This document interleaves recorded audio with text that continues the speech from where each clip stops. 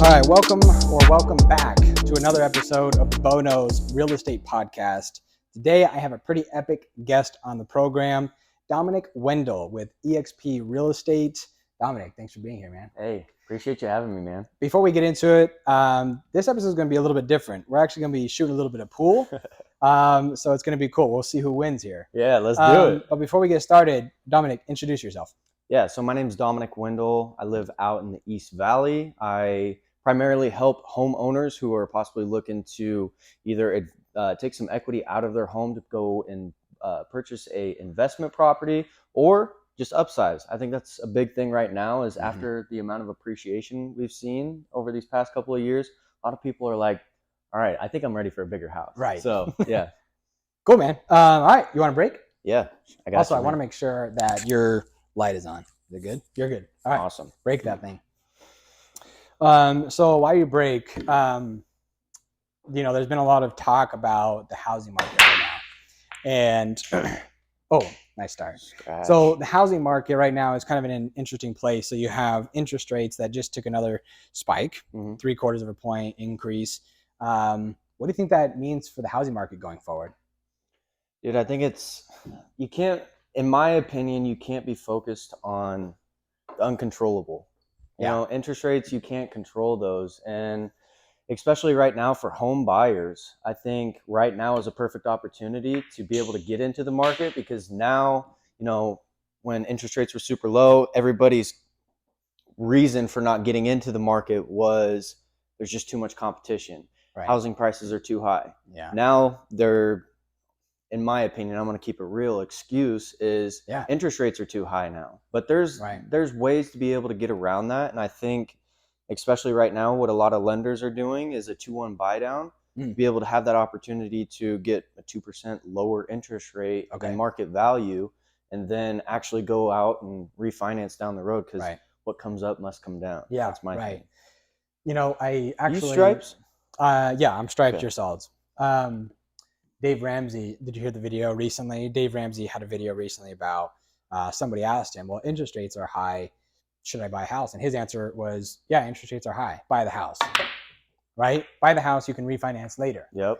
But a lot of people can't. A lot of people just can't do that. They're not in the position. So what is your advice to those people who want to buy a house right now, but just can't financially? Is there steps that they can take that you would advise them to do? Yeah, so I think one of the best things you could possibly do is like if you don't have a plan, you plan to fail. And so getting with a realtor to be able to kind of get you in contact with people who are able to kind of set you up for success down the road when you are ready. Yeah.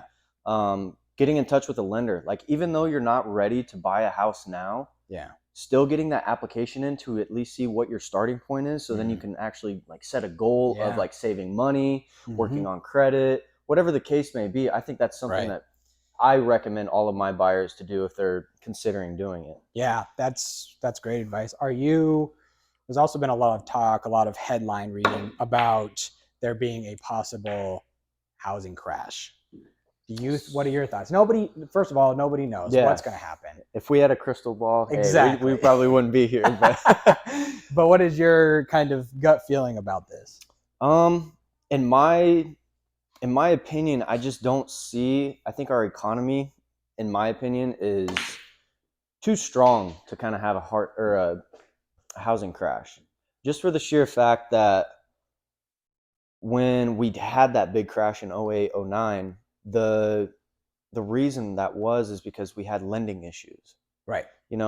Like they were giving loans to anybody and everybody who could basically fog up a window. And so right now there's a lot more steps, there's a lot more criteria that people have to meet to be able to actually qualify for a loan. Right. And so I think that is like one of the biggest things that I really try to express to people. Plus Arizona, it's still one of the hottest markets.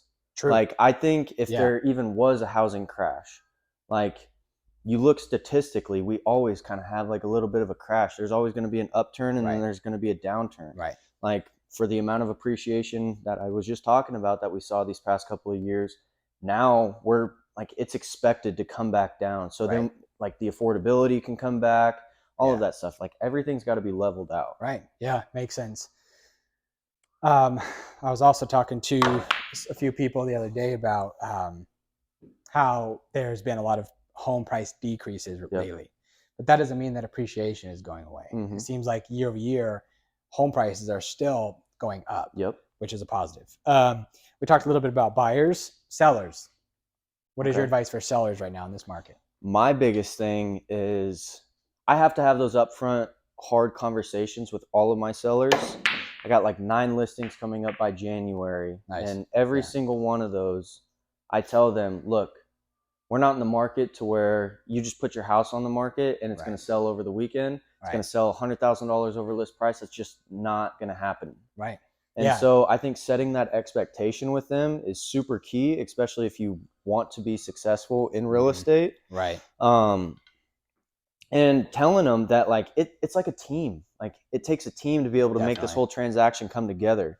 So that means helping the buyer out with affordability. How can they do that? Right. Provide seller concessions. That's like my number one thing that I tell all sellers is like, hey, we need to at minimum offer like a $5,000 to $10,000 seller credit. Interesting. To be able to give to that buyer, because then it's going to help out the seller because it's getting their house sold. That's what they want.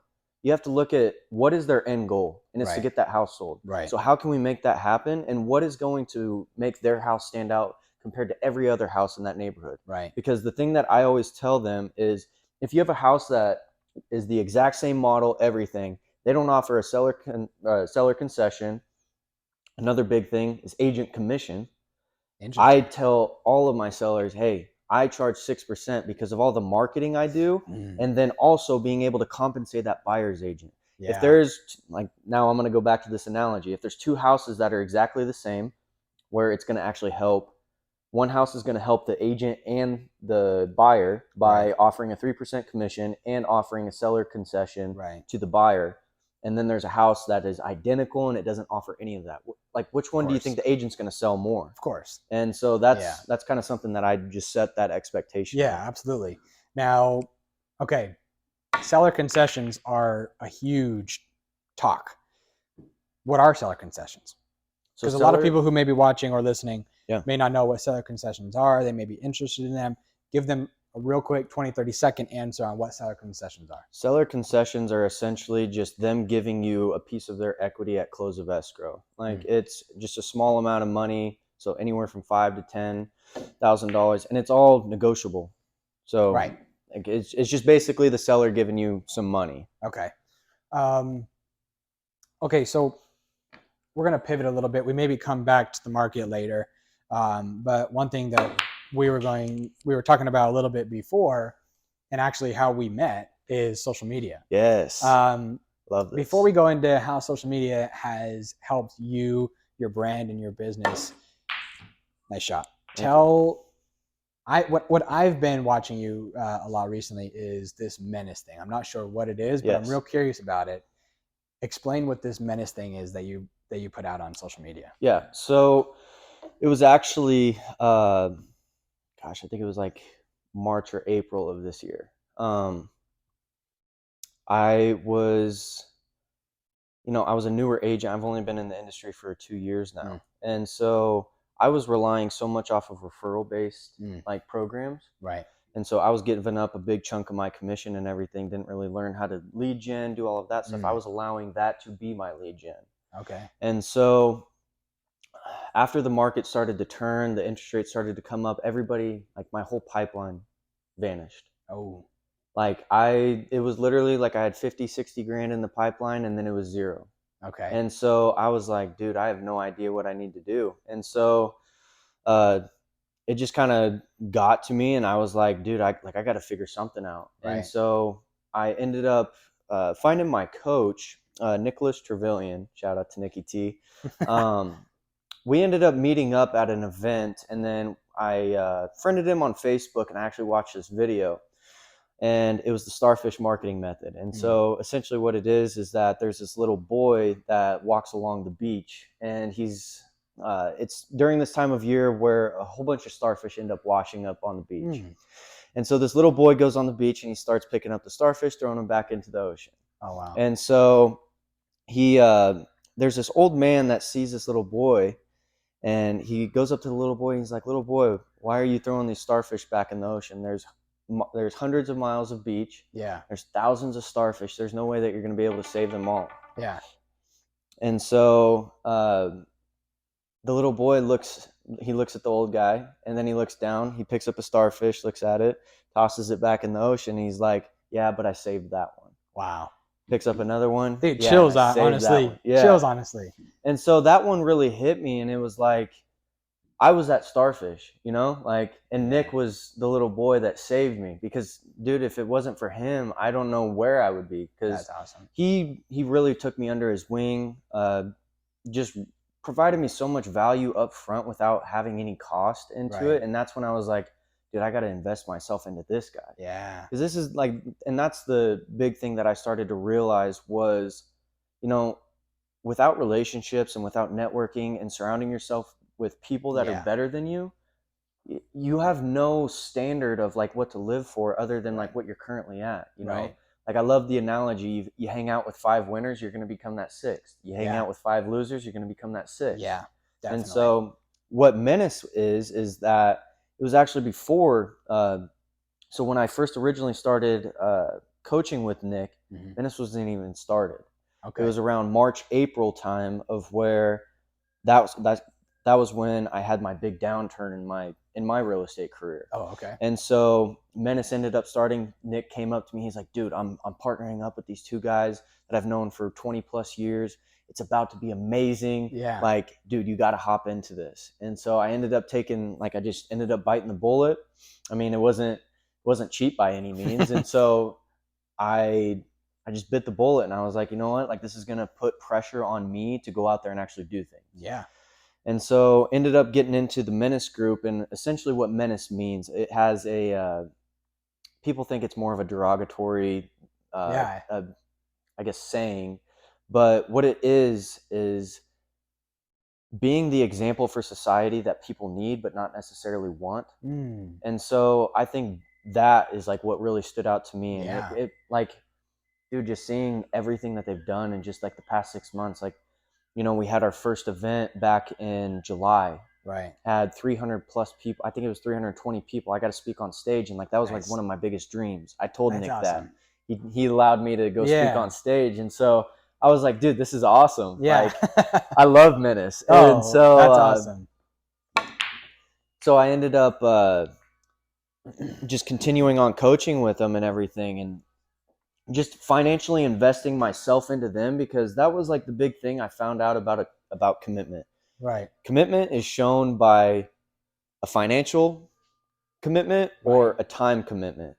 Oh, Just- 100%. Yeah, like I think that's the biggest thing that, you know, time you're never going to get back. Right. And for money, like that, it's skin in the game essentially. Oh, 100%. And so, yeah, and so now we have MenaceCon 2 coming up. It's in January.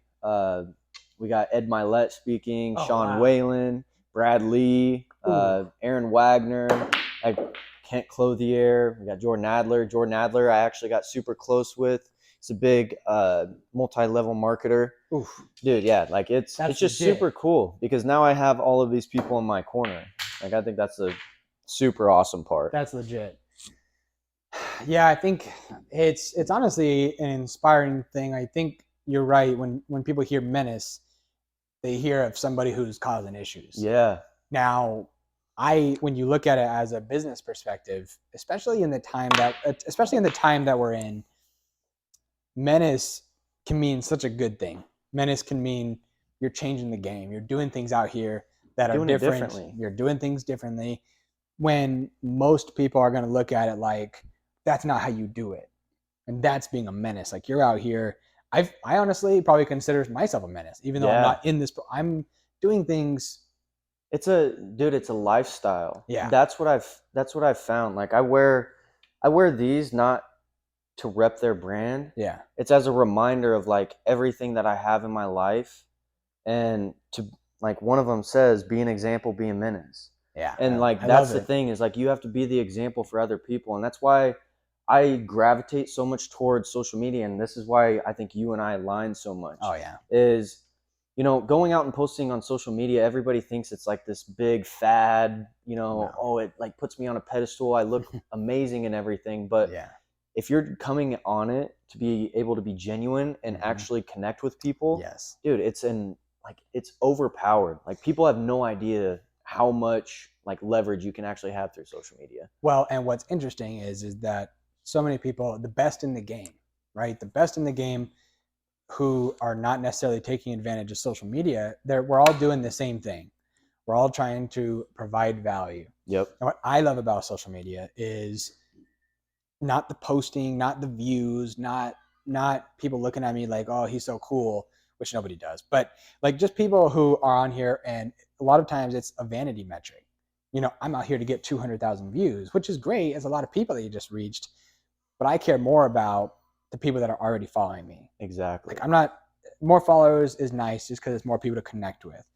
But what I like about it is being able to reach people and then provide value at scale. Exactly. That's the big part for me. It duplicates yourself. It does. Yeah, absolutely. And it gives you this ability to be able to reach people at scale when there is no other way to do that. Exactly. That is what confuses me about people who don't get on board with social media. It's like, we're all out here trying to do the same thing. We're all out here trying to help people close deals, meet new people, help them relocate, help them buy. We're all trying to do that same type of thing. But you're doing it at great scale, right? Like, you're talking to people from all over the place. Yeah. So your referral network in the next 10 years is going to 10x people who are not doing it. Exactly. Like, it's just amazing to me. So staying on social media, when you first started social media, which was when? Like, posting it for business. Dude, honestly, like, I didn't really get committed with it. Like, I'm talking like posting value. Because I've had social media since, oh, gosh, I don't even know, junior high or something like that. You just had like, an account. Just young, yeah. Yeah. And it's actually kind of funny because I'm originally from Nebraska, a super small town. I think we had like maybe 200 people in our high school. And I was a really shy kid. Like, I was just super focused on like staying disciplined with sports and all of this stuff. And when I made the move out my senior year of high school to Arizona, it was like one of the best things that has honestly ever happened to me. Just because it pushed me into my uncomfort zone of where I had to go out and make new friends. I didn't have anybody that I knew. Okay. And so like going out there, and that's like where I really started to flourish and like find myself and be confident in myself. Yeah. Like, that's why I go to the gym and all of that stuff, is because I get a lot of questions about like how I'm confident. And this is the thing, is like, I don't even think I'm super confident. Like, I'm just being me. Yeah. And I think when you accept yourself of who you are and what you bring to the table, like my grandpa told me this, and like, this is probably one of the best pieces of advice I've ever heard. He was like, why are you so scared about going up and talking to this person, going up and talking to this girl? Yeah. Everybody puts their pants on the same way. Yeah. Everybody takes them off the same way. Everybody gets mad in them the same way, and everybody is nice in them in the same way. Yep. Like, that's the thing, is when you have the right intention, and if somebody, you know, spews judgment, spews negativity onto you, that's not a you problem. That's a them problem. It is. Because it's them being insecure about themselves. Right. That you're doing something that they're not. Yep. And so Definitely. like, that's my big thing. And that's what, and like, it's not even like I've mastered that. Yeah. Like, this is stuff I work on every day. 100%. Like, it's something you have to. Well, I think that it comes down to being human beings. And one of the greatest things I learned this last week at a sales convention I was at, negativity is insecurity verbalized. Dude, oh my gosh. That is money. I'm going to need this one.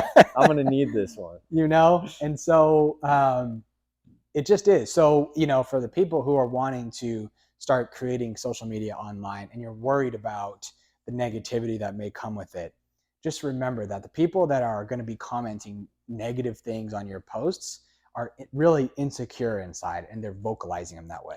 One book that I can recommend that changed, that just had that simple mind shift for me, was The 4 Agreements. Okay. So essentially, like, it's exactly what I was saying about, you know, when people spew judgment, spew negativity onto you, it goes back to, it's not a you problem, it's a them problem. They have internal things that they're battling. Yeah. And that's why I never get upset with people anymore. Like I used to be, oh, screw this guy. He was Right. like just spewing BS on me or Yeah. whatever. And now it more comes from a place of like, dude, I'm sorry you feel like this. And Right. like, what can I do to help you? Yes. Like, because I've been in those negative moments in my Yeah. life of where, I just didn't feel like I was enough. This person and this person are doing more than me. Like, Exactly. Like the thief of joy is comparison. oof. When Yeah. I was comparing myself to everybody, that's when I found myself at my lowest point. Right. When you compete with yourself up here, like the most important real estate that you can ever own is the 6 inches between your ears. That's good. When you master Yeah. this, dude, the world will give you whatever you want. Yep. Ask the right questions and you'll receive the right answers. Yeah. Yeah. I think that along those lines, a nice shot. Gary Vee. Yes. Gary Vee. I love him. Yeah. The reason I love him is he's real, and even though some people he may come across as like an angry, like he's the opposite. Yeah. It's just interesting. And one of the things that he constantly is saying about social media and negativity is that go in? Yeah, I guess so. So the number one thing that Gary Vee is always talking about when it comes to negativity on social media is exactly what you just said. Have empathy for those people who are taking time out of their day to post something negative on somebody's post that they don't even know. Exactly. And that just clicked in my head, and it just opens up this freedom inside of you that it's like, I'm going to really start putting things out there now. Not because it's fun to post, not because I like the likes and the comments and the shares and the saves, but because I can truly make a difference in my community, in my market, and on social media. You can take it as big as you want it. Exactly. And I think that was like the big thing for me was anybody can do it.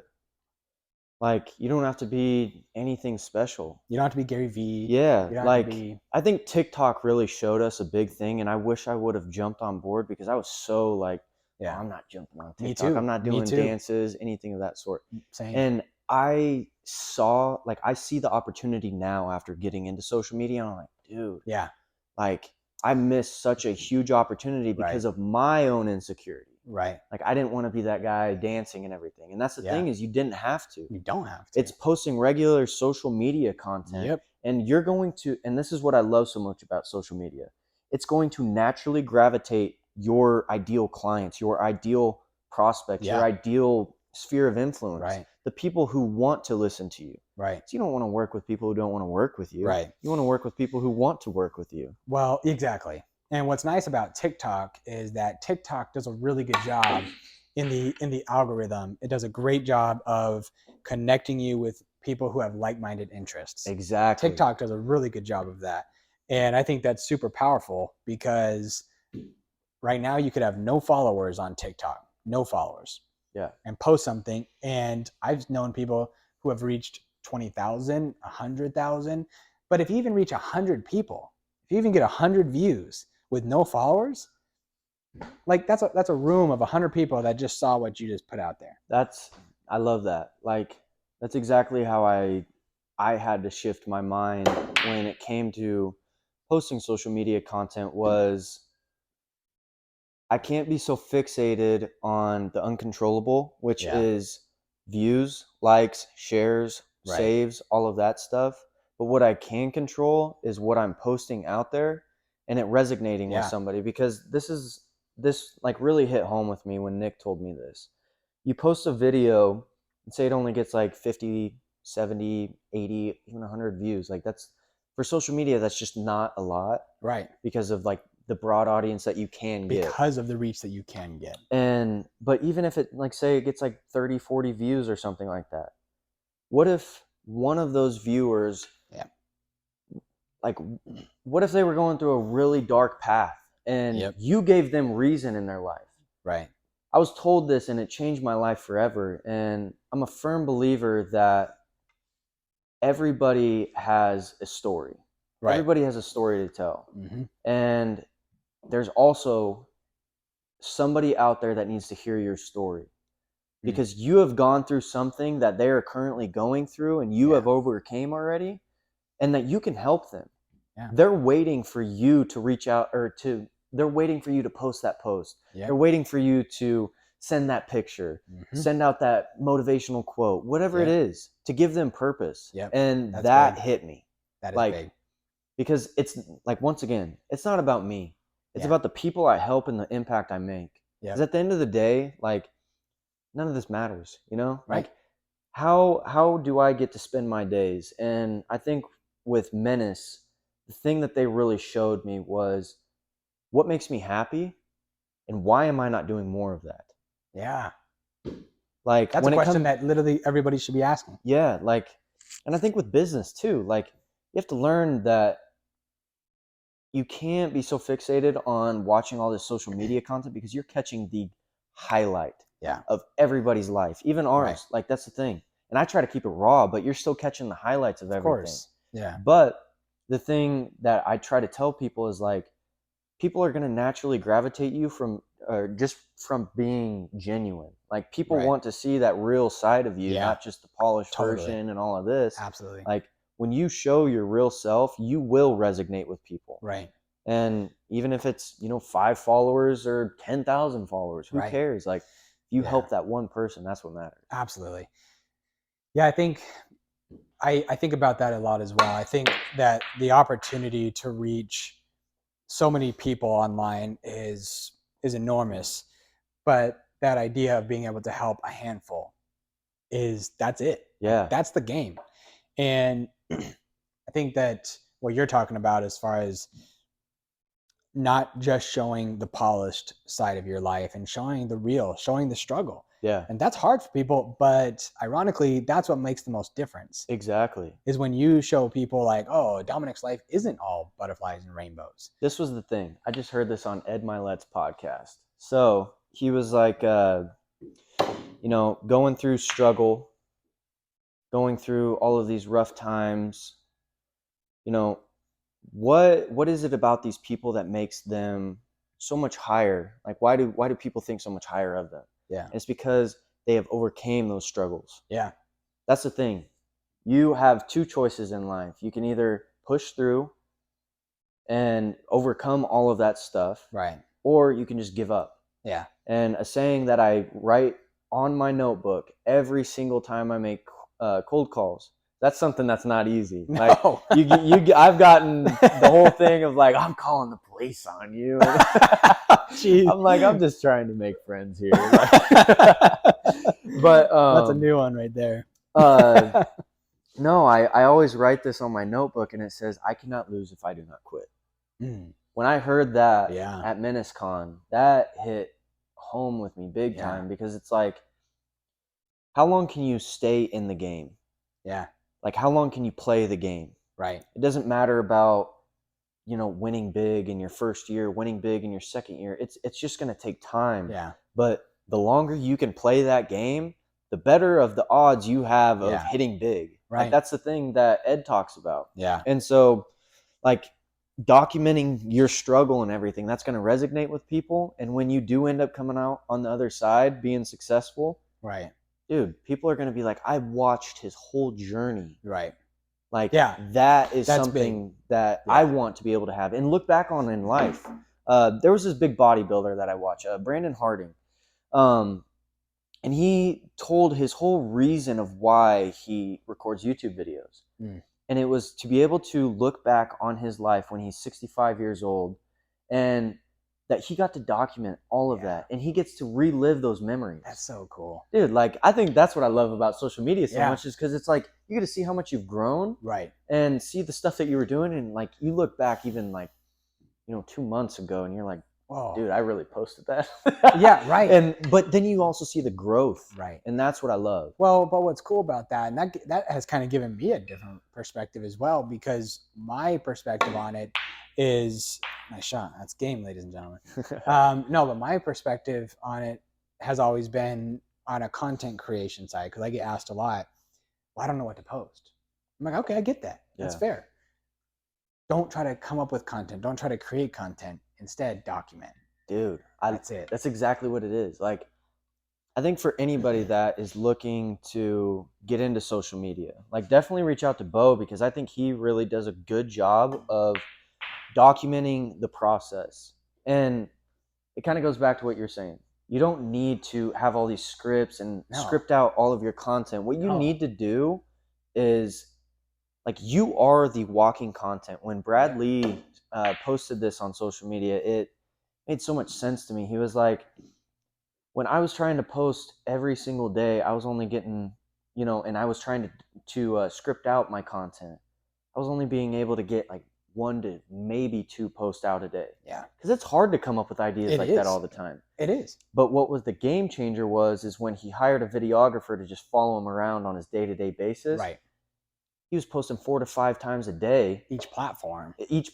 And then that's when he skyrocketed his following. Yep. Because people see that and like they want to see the meat and the bones of everything, of you doing your day-to-day life, you doing your day-to-day job. Like, what does it look like for Bo being a title rep? Yep. Like, that's what people want to see. Yep. And when you give them what you want to, or what they want to see, then dude, like, they're gonna definitely follow. Yeah, absolutely. Well, I think it's cool too, because I have been, and I talk about this a lot on my social, just because I feel like it will bring people value. I really do, because of one reason. It brought me value. Exactly. And when I decided, because the way I created content was finding a good sound, finding that I could lip sync, and that was it. Now, that being said, there was times where I got a lot of views on those just because they're trendy. Yep. What value do those bring? And I'm not saying they can't. Yeah. Like if you're going to say, here's the 7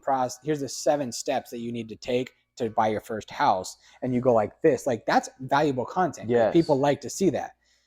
But I was like, it's hard to sustain what I want to sustain. I want to sustain 2 to 3 posts a day on each platform. Exactly. Because I do want to grow. I want to make more connections. Not because just I want to grow for vanity reasons, but because I want to meet more people online, meet them in person, just like you and I did, and build these relationships. And so I was like, you know what?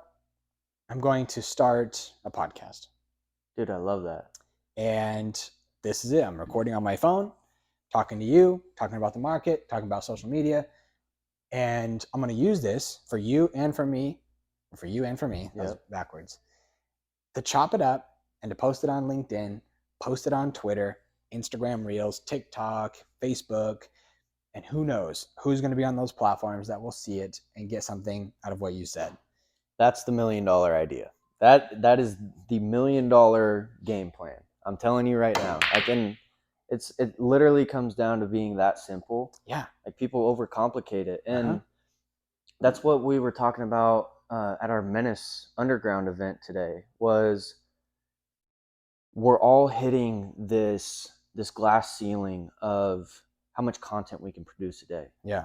Yeah. And so how can we duplicate ourselves to posting, instead of like, once, 2, 3 times a day, to how can we get out like 54 pieces of content in a week? Yep. And so essentially what it is it resorts back to the podcast. Mm-hmm. Dude, there's so many big bombs that come out of podcasts and everything. And especially being able to like collaborate with people. Definitely. I think that's some of the best conversations that you can have. And that's where you get a lot of really good content, because that's what people want to see. They want to see people to people interaction. Yeah. And so when you can go in and, you record a 30, 40, 60-minute podcast, you can pull out like 15 clips out of that, and then 15 times 3 across like 3 or 4 platforms. Like, dude, like that's just insane. Yeah. And then you can, so like what I'm doing, just to give you some context, and I'm not doing anything special. Again, just for context, I'm using my iPhone, and you see these little microphones that I have, and then it's us playing pool. And so it's not that complicated. You film it on your phone. Then there's so many different things that you can do it. Just do a few YouTube searches on how to chop up and edit videos. Easy. And then you can take that, you could upload it to Spotify for people who want to listen on Spotify in the car, or on a run, or working out, or whatever. So you have Spotify to where they can listen. Something that you can do that my coaches actually taught me, and I'm actually in the process of doing this as well, is going live on Facebook. Yep. Go live on Facebook. After you've gone live, go on your computer, go look at that video, download that video to your computer. After that, you can download the video version and the audio version. Now, if you go to, I believe it's anchor.com or something like that, you post that audio version up there. And it goes out to all the different all ones. of them. Yeah. And so then that's just how you're able to duplicate yourself even more. Yep. It's less work on you. And then you can turn that Facebook Live into some clips as well. Like, it's just all about like being consistent and being committed to it. I think when you are so committed to something, the creativity is just going to naturally flow. And that's like one of our core values is creativity follows commitment. Right. Definitely. And when you just are so committed to, staying on your grind of posting that much, it will, like, it's going to happen. Right. It's a win. That's the question you got to ask. Right. Yeah. And as far as taking the audio version of a video and uploading it to different sites to go to all this podcast platforms, Spotify, Apple Music, wherever you want to go. There's Anchor, and then what I use is Podbean. Same stuff, and you pay a fee, and it could be you have bigger fees, you have smaller fees. I think mine's like $50, but it's so worth it. Yeah, like, you just put it out there, and then it goes out. And it's like paying for a gym membership. Like, it is. If you are dedicated to going to the gym, is it worth it? Of course, definitely. And I think it's interesting because you had made a point about being committed. I feel like before you be committed, you have to believe that this is a real thing. Yeah. So many people I talk to are like, yeah, social media is great. Social media is great to be out there. This is so And it's like, no, it's more than that now. Like, this is a way to actually drive your business into a place where you can't do it without it. Now, I'm not saying, just for the record, I'm not saying that you have to have social media to be successful. That's proven. But what I am saying is that you could start from nothing and build this empire way faster by using social media. It just makes sense. I think the top 5 most visited platforms are Google and YouTube, Instagram and Facebook, and Twitter. 3 of the 5 most visited platforms on earth are social media platforms. Yeah. So I spend a lot of my time talking to business owners, real estate agents, lenders, not so much talking about how to edit a video, but more about how do we get you convinced that this is a very real thing? Because once we take that first step of getting you to believe that it's real, then things will change for you. I think for me, especially like social media being a big portion of like my business of marketing. Yeah. Not just myself, but like marketing people's properties. Oh yeah. Right. Showing them real data that this is real. That's like, big. Like when people see this stuff, like you can't just tell people, you have to show them that it works and that it's real. Right. And I think once they actually see it, then that's when you start to then that's when the light starts to flicker on. Right. And especially for people who just feel that they don't need social media or anything. Like, once again, if you're successful, then yeah, like you probably don't need it. But I've learned that a lot of people who do, like, especially for real estate agents, like it's a statistic that I think NAR did or something of that sort.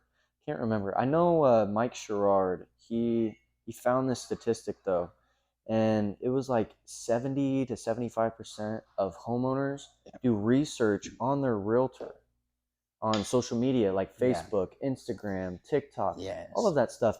And I have past clients that follow me and they like my stuff, they comment on my stuff all the time. Like, and I stay in good contact with them. And that's the thing, is like, that's a way you can stay in contact with people. Oh, 100%.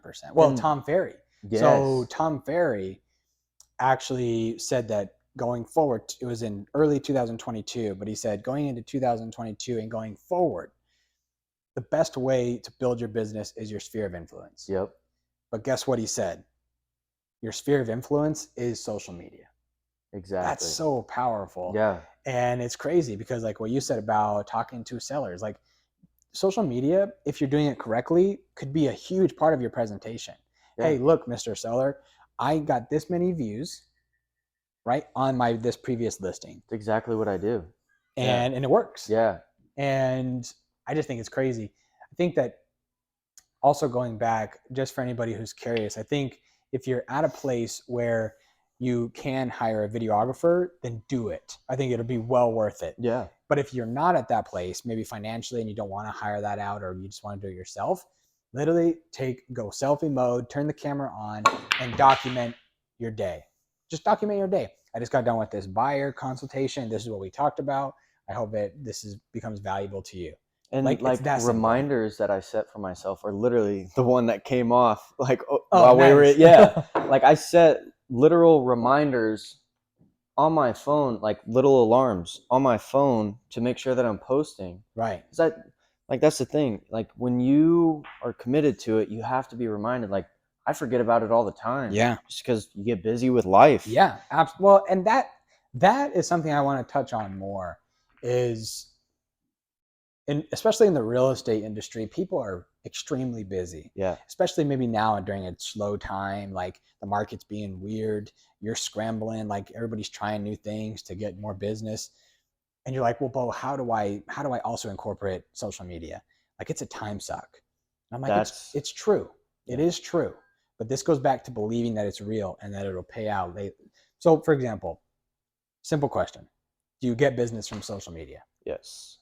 And in what way do you get it? Do you get them in your DMs? Do you get people referring you and then they just call you? Like, how do you get business? So, because a lot of people are like, well, how does it work? Because they get confused. Like, am I just going to get like this swarm of DMs, people wanting to buy a house or allow them to sell my house? Like, how do you get business? So that's like the big thing that I think a lot of people have this misconception of is like,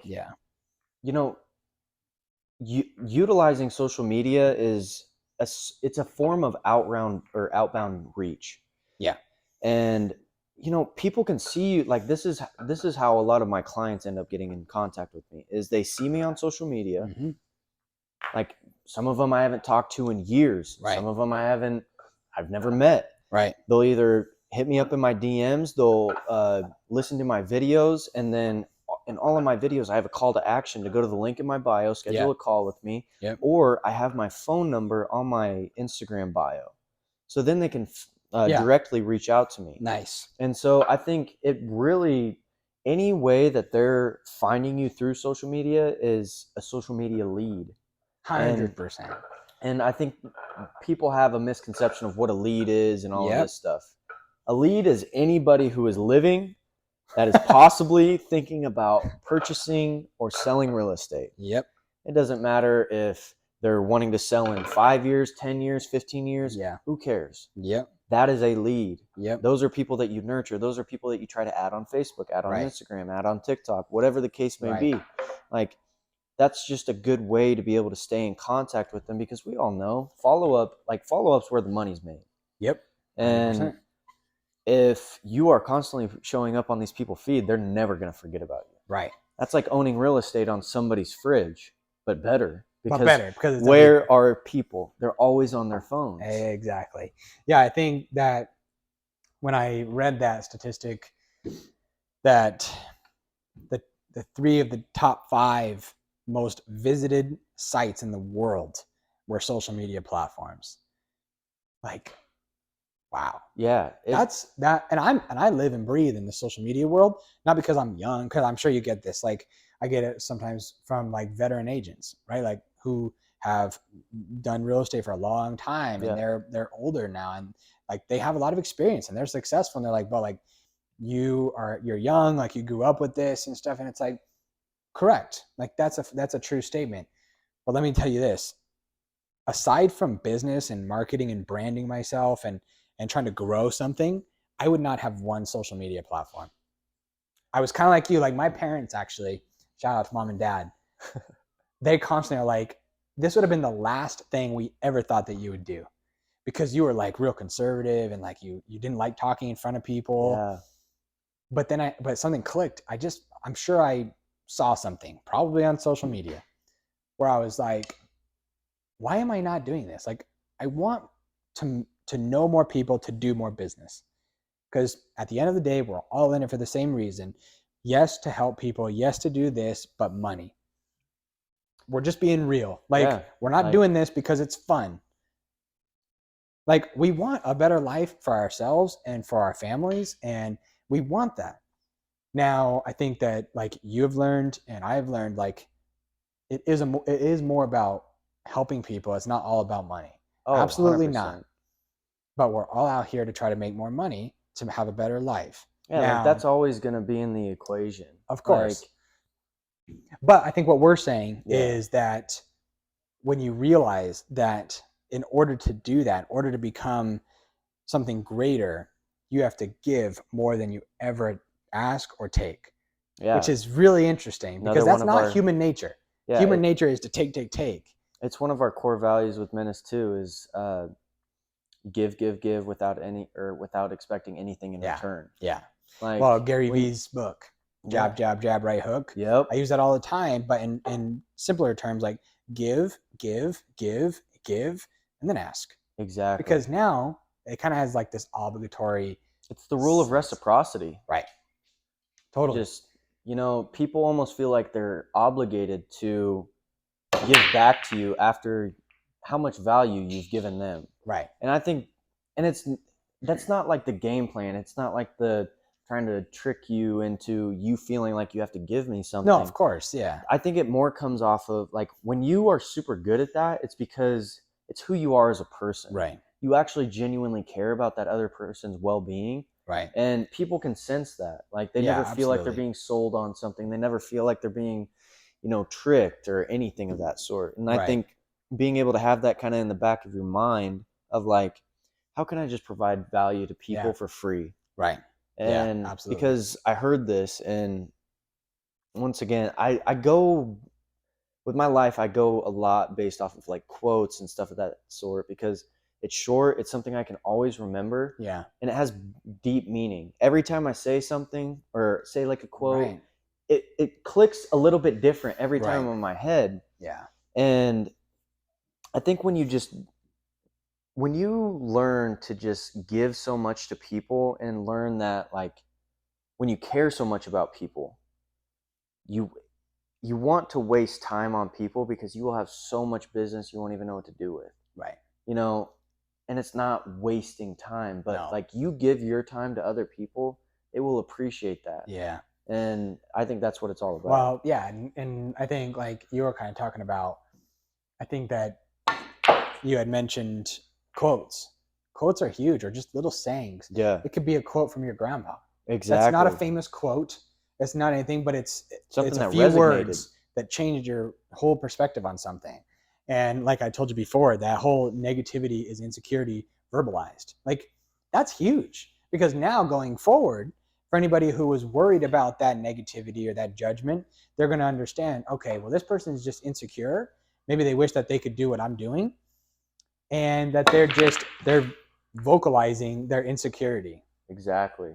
Negativity is insecurity verbalized. 100%. And that, like those little things, like it helped me so much. Like Yeah. now, anytime I get something negative, I respond in such an empathetic way. And then Yeah. it changes the whole situation. I had a situation on TikTok recently that happened. Yeah. And it was amazing. Same. Like it was actually so funny. I ended up posting something about the market. It was a couple months back on Instagram, and this guy, it was about a program. And I will admit the video had like no context to it. I just took it off my story and I was like, dude, this is so good. Yeah. But then I forgot the other portion of the video that like explained what I Yeah, was right, talking right, about. right. And so this guy, he comments on it and he's like, dude, this video sucks. There's literally no context into it. And I was like, dude, no, like I completely agree. Yeah. Like, Yeah. it made sense to me in the moment, and I was on my walk and all of this stuff, and I was just like, I need to get social media content out. Yeah. And so I ended up explaining to him like what I was talking about, which was a program that I have to where homeowners can get qualified as long as they have 20% of equity built up into their home. They can get qualified as a non-contingent buyer, go out there, buy their new house without having to sell their current house first. Okay. And he was like, and I explained that to him, and he was like, oh my gosh, dude, I've been thinking about selling my house. I'm like this is it. It was a hater turned client. That's seriously, great. dude. So Like, that's interesting. That actually makes me want to go into another topic. So that is what you had just were talking about is something that I've been hearing a lot. Like you don't need 20%, you don't need this, and you don't need that. Kind of explain that from beginning to end in a way that will be valuable to a consumer. for the program? Yeah, that you don't need 20%, that type of thing. Oh, so yeah, like even with regular loans and everything, like for a conventional loan, you have to have 3% down. Okay. And so Yeah. for an FHA loan, for people who, maybe credit's an issue of that sort, that's something that you can leverage and get an FHA loan. You have 3.5% down to be able to go out and actually purchase a property and get down payment assistance programs. They're kind of wishy-washy as of right now, but Right. I think just being able to get your foot in the door for a very low cost. I was going back on Ed Milet's podcast. He had this it's Kristen something, and they were talking about leveraging, those programs that they offer to you, and that a lot of people don't necessarily even realize. Right. Of, as a younger person who's looking to buy their first home, Yeah. how can they do it and actually set themselves up for success down the road and everything? And that's being disciplined within yourself of like not going out getting the fancy car, not going out and Right. doing whatever it is, like spending stuff on liabilities rather than assets. Right. And so what they Yeah. were saying is like with an FHA loan, you can go out, buy a duplex, buy a triplex, rent out those other 2 units, so then you can live in your unit for free. Interesting. Live in it for a year, so then you meet the FHA requirements, move out, go buy another house, Yeah. and with another FHA loan. Yeah. And then just rinse and repeat that, because now Right. you're building your real estate portfolio. Yep. And that's the big thing. Yeah. Like that's big. building wealth, because now Yeah. you buy a duplex for, say, I don't know, anywhere around here it's probably going to be 300-400 grand. So 3% of 300, probably looking at around 10 grand or so. You put that up for your down payment. After that, you live in it, or you live in it for a year. You go out, go buy another place, or just rent an apartment or something, Right. because you're cash flowing this, and so you're essentially still living for free. Right. But now it's even another unit that you're cash flowing on Right. too. And so, you turn this $10,000 from a $300,000 investment, this 10 grand that you had to come up with. Now 5 years from now, this property that was 300 grand could be worth 400, 500, Yeah. Right. $600,000 Now off of a $10,000 investment. Right. That was the thing that really clicked with me. Was you go invest in stocks. You want $10,000 worth of stock. Right. You have to come up with $10,000. Right. It's exchange Yeah, for right, exchange. right. With real estate, it's a hack. Right. Like this is the perfect opportunity to where it's very low entry Yeah. to be able to get a big return. Right. Yeah. Absolutely. Yeah, I think that's great advice. I do this with guests. I like to hear the answers. I am curious. What do you think at this point is? I think that's you. Yeah. What do you think at this point is your most rewarding closing up to date? Your most rewarding real estate closing up to date? It's an unforgettable one. It was when I first got into the industry. I think it was probably my third or fourth, maybe fifth closing or so. There was this family. I had this listing out in Casa Grande, and it actually came from social media. Look at that. Yeah, and so it was. Nice shot. Thanks. This family was coming over from California. They were selling their property over in California, and they had this agent. It was I don't even remember what company they were with, but they went and saw the house and everything, and then we just had an offer that came in. It was an FHA offer. And so this agent called me up, and she was like, hey, I got a cash buyer and all of this stuff. And my client was needing to close like ASAP, because he had a house or a new build under contract over in Oklahoma that was needing to close at the end of the month. Okay. And so, and it was like right at the beginning of the month. And so we needed to get something under contract like ASAP. So I waited, never heard from the agent, called her, didn't answer. And so we ended up accepting that FHA offer. And so I get a call from this California number. And it was these people, and they were like, "Hey, did you get our offer?" And I was like, excuse me, like, who is this? Yeah. And they were like, "Oh, I'm so and so. We're clients of so and so."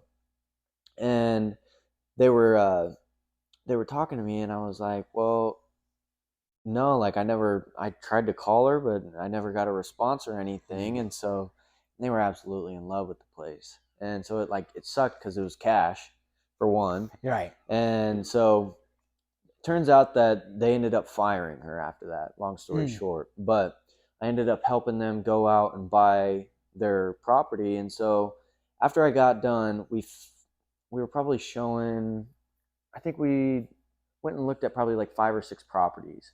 And it was like the last day that they were going to be in town before they headed back to California. Right. And so it was the second to last house before we were done for the day.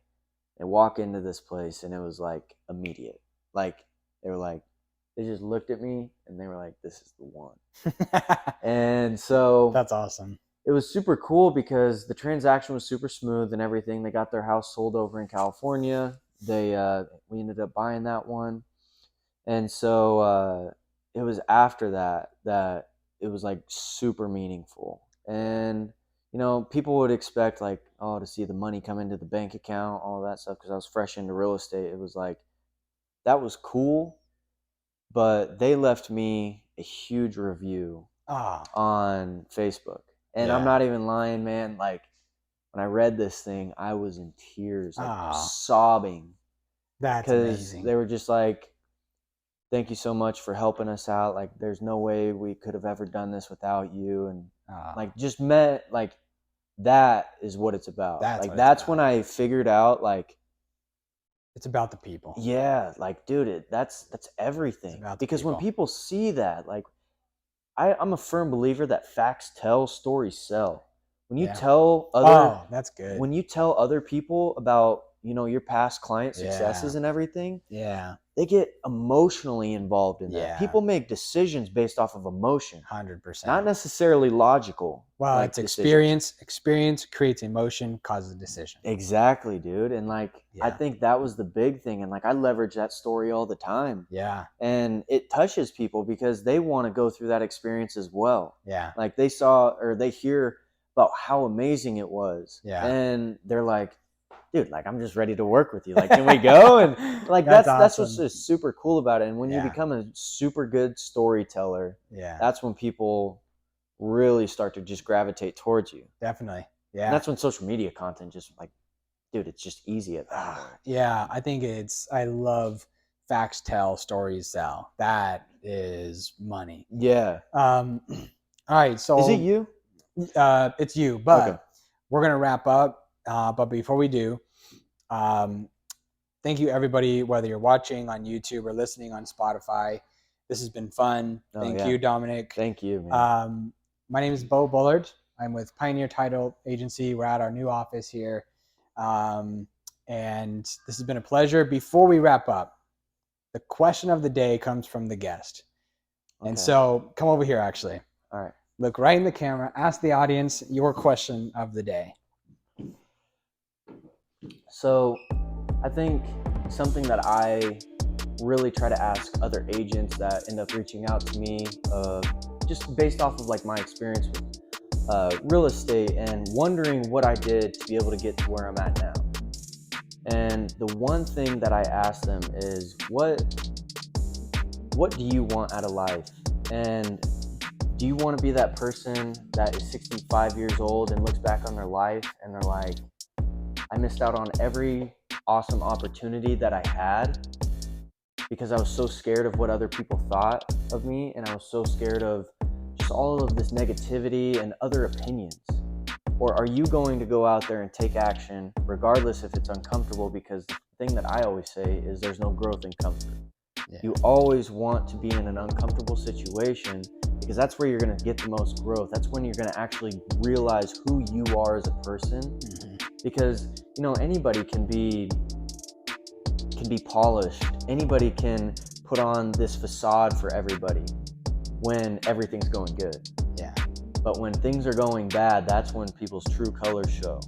And so I think you just having a lot of integrity with what you do and having a genuine care for other people, if you can do that, then you can do anything.